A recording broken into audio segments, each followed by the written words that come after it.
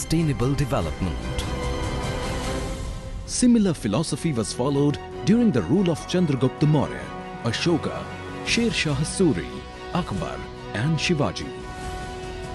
However, Britishers started uncontrolled harvesting of our forests. But soon they realized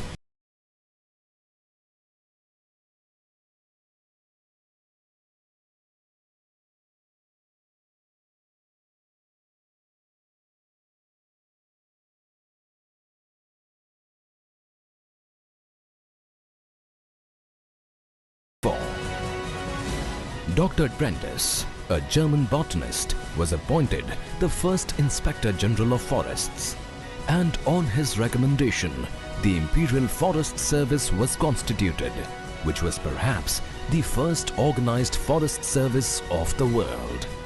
He believed that forest officers in India frequently live isolated, far from immediate control of their superior officers. We, therefore, require men of high moral character, a good constitution, even temper, and superior abilities.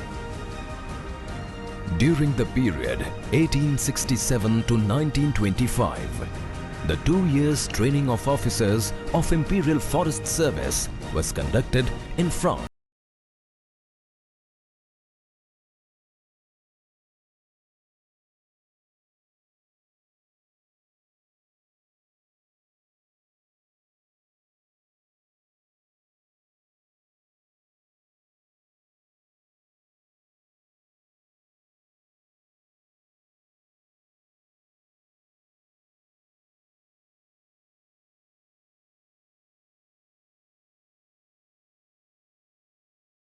For Imperial Forest Service.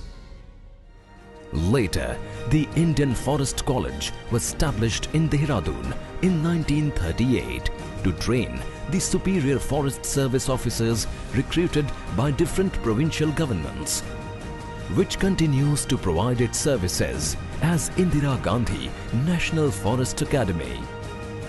Assigning due importance to the forests, Forest Policy of 1952 aimed to maintain 1/3 geographical area of the country under forests.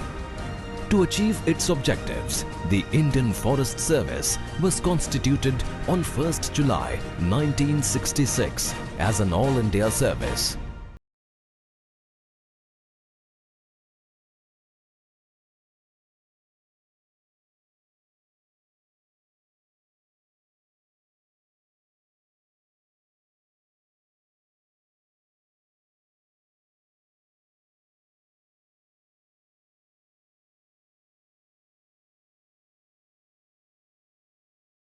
Also dealing with new dimensions such as climate change, protection of biodiversity, providing livelihood to forest-dependent communities, and use of modern technologies.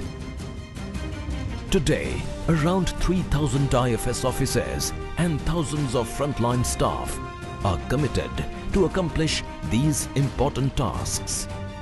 The IFS officers selected by the Union Public Service Commission are trained at Indira Gandhi National Forest Academy to make them professionally competent. They are not only trained to understand the management of natural resources, but are also made proficient in other skills such as people's interface and good governance. The curriculum also includes physical training, weapon training, and other required practical skills. After successful completion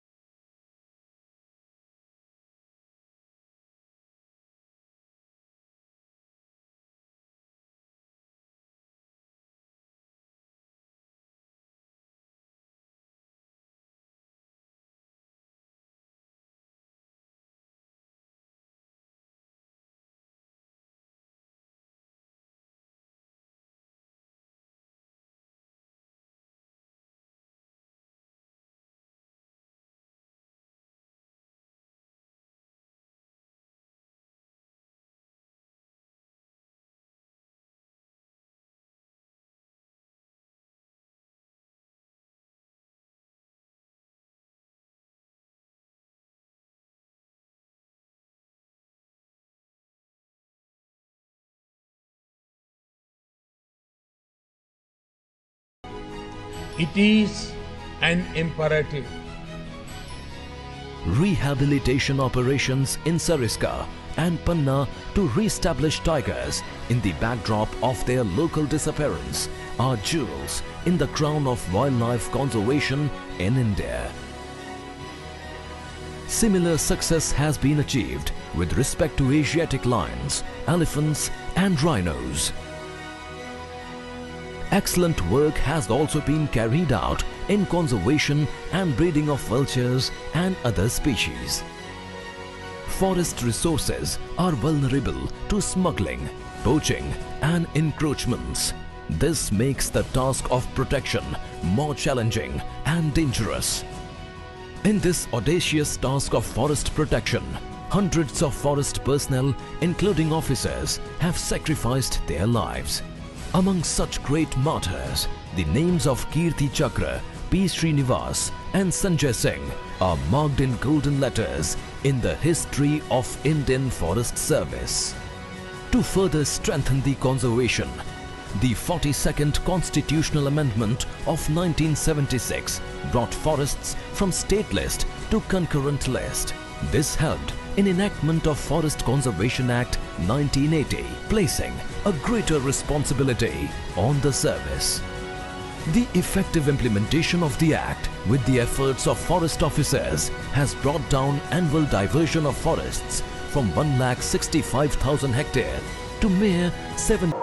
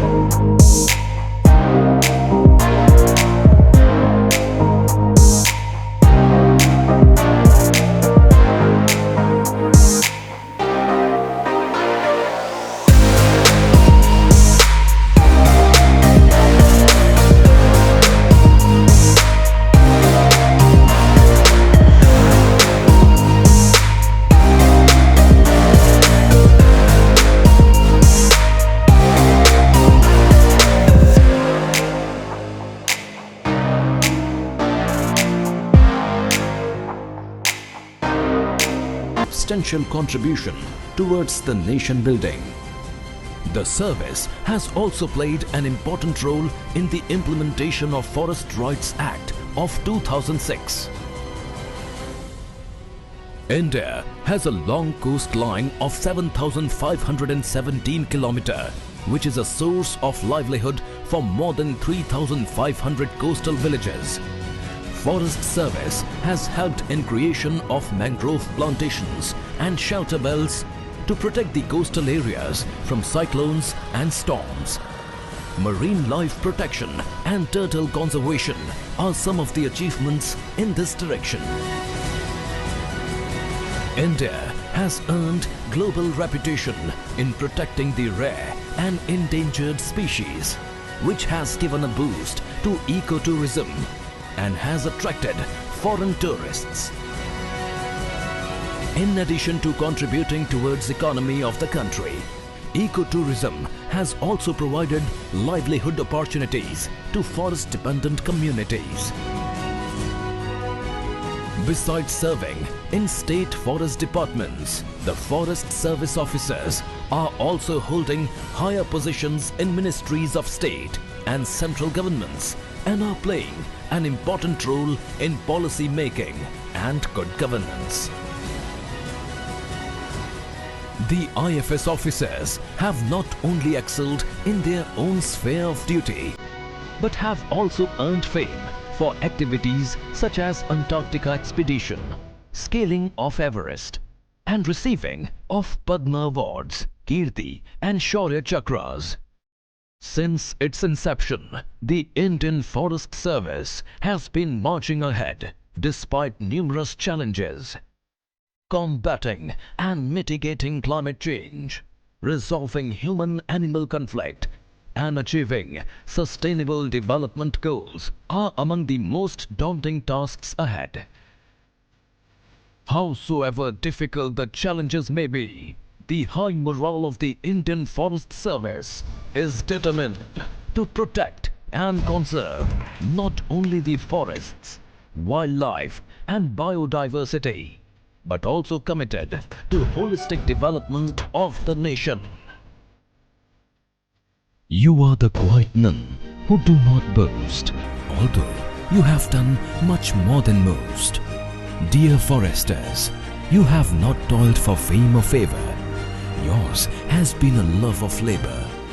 Earth hangs instead of desert sand.